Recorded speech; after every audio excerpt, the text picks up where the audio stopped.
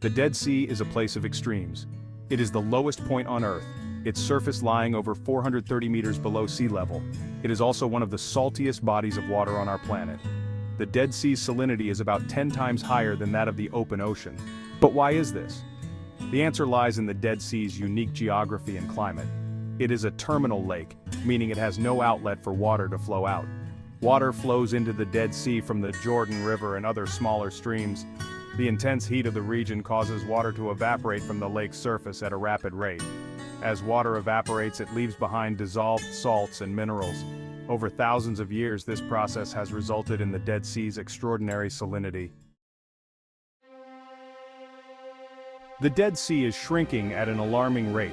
The water level has been dropping by more than a meter per year in recent decades.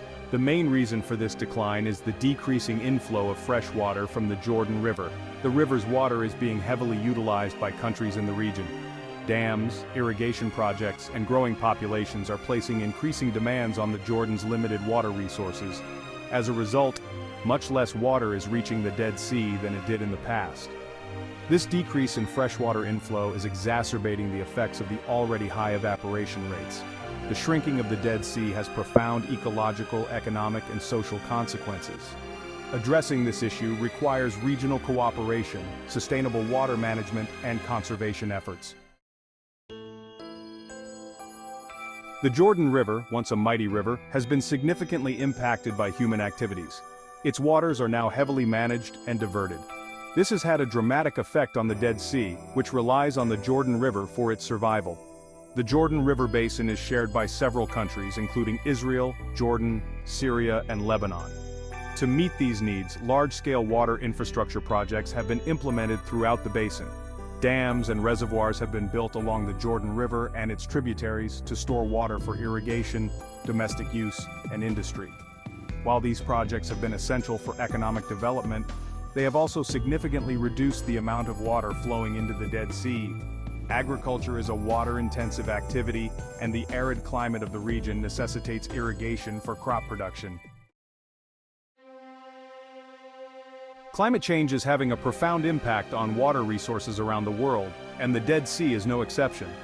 The Middle East is a climate change hotspot, experiencing rising temperatures and changing precipitation patterns. These changes are exacerbating the Dead Sea's water crisis. Rising temperatures in the region lead to increased evaporation rates.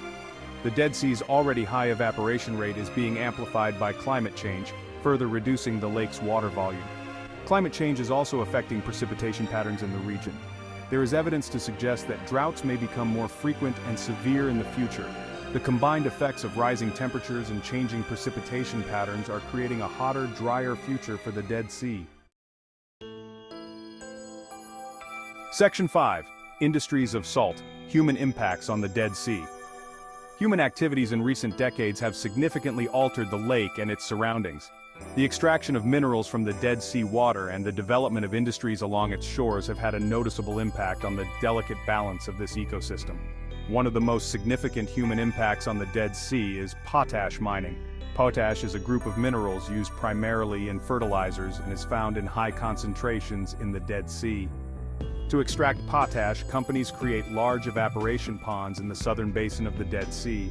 Seawater is pumped into these shallow ponds and the intense sun evaporates the water, leaving behind the valuable potash deposits. While potash mining provides economic benefits to the region, it also contributes to the Dead Sea's water level decline. Tourism is another industry that impacts the Dead Sea. Section 6. A delicate balance. The Dead Sea's ecosystem under threat. Despite its harsh conditions, the Dead Sea is home to a unique ecosystem. It supports a variety of microorganisms, including bacteria, algae, and fungi, which have adapted to survive in its highly saline waters. These microorganisms form the base of the Dead Sea's food web. The Dead Sea's shrinking shoreline and increasing salinity are disrupting this delicate ecosystem. As the water level drops, the remaining water becomes even saltier, making it more difficult for even these specialized organisms to survive. The changing conditions are altering the composition of the microbial communities, potentially leading to a loss of biodiversity. The decline of the Dead Sea is a stark reminder of the interconnectedness of ecosystems. Section 7. Economic impacts, the cost of a shrinking sea. The Dead Sea's decline has significant economic implications for the region. The industries that depend on the lake, such as potash mining and tourism, are facing an uncertain future. The tourism industry, a major source of income and employment in the region, is particularly vulnerable to the Dead Sea's decline. As the water level recedes, access to the lake becomes more difficult, and the shoreline retreats further from existing tourist facilities. Sinkholes caused by the receding water table also pose a safety hazard and discourage tourism development. The potash industry is also affected by the shrinking Dead Sea. The environmental changes caused by the Dead Sea's decline have implications for agriculture in the region. The dropping water table is leading to the salinization of groundwater, making it unsuitable for irrigation. Section 8. A lifeline for the Dead Sea, the Red Dead Canal Project. Recognizing the urgent need to address the Dead Sea's decline, various solutions have been proposed and implemented. One of the most ambitious projects is the Red Sea-Dead Sea Water Conveyance Project, also known as the Red Dead Canal. This project aims to replenish the Dead Sea's water while simultaneously generating hydroelectric power and providing desalinated water to the region. The Red Dead Canal project involves constructing a pipeline from the Red Sea to the Dead Sea. Seawater would be pumped uphill from the Red Sea, taking advantage of the elevation difference to generate hydroelectric power.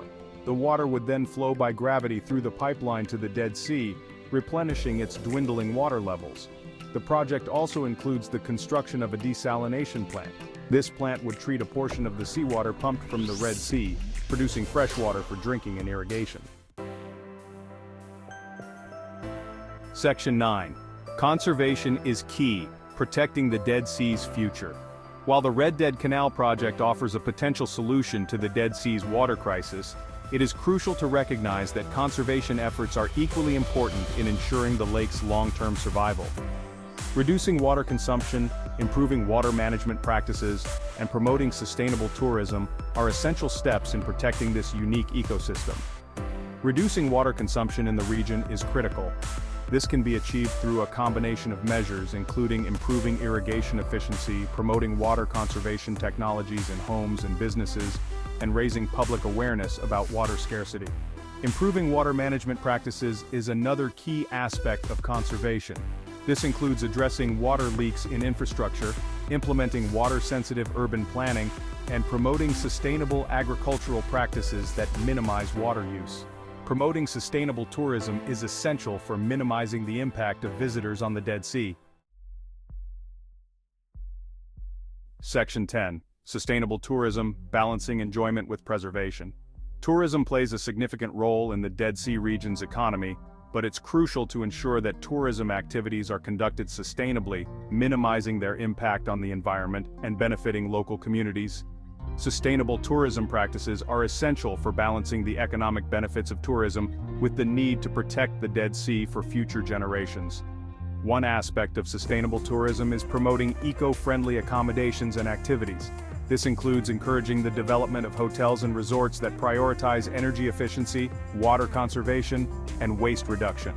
Offering tourists opportunities to engage in eco-friendly activities such as guided nature walks, birdwatching tours, and visits to local communities can help to diversify the tourism experience while minimizing environmental impact.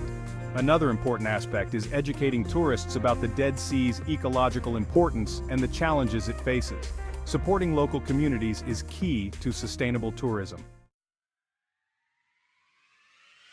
Section 11. A global effort, working together to save the Dead Sea. Saving the Dead Sea is not just a regional issue but a global one.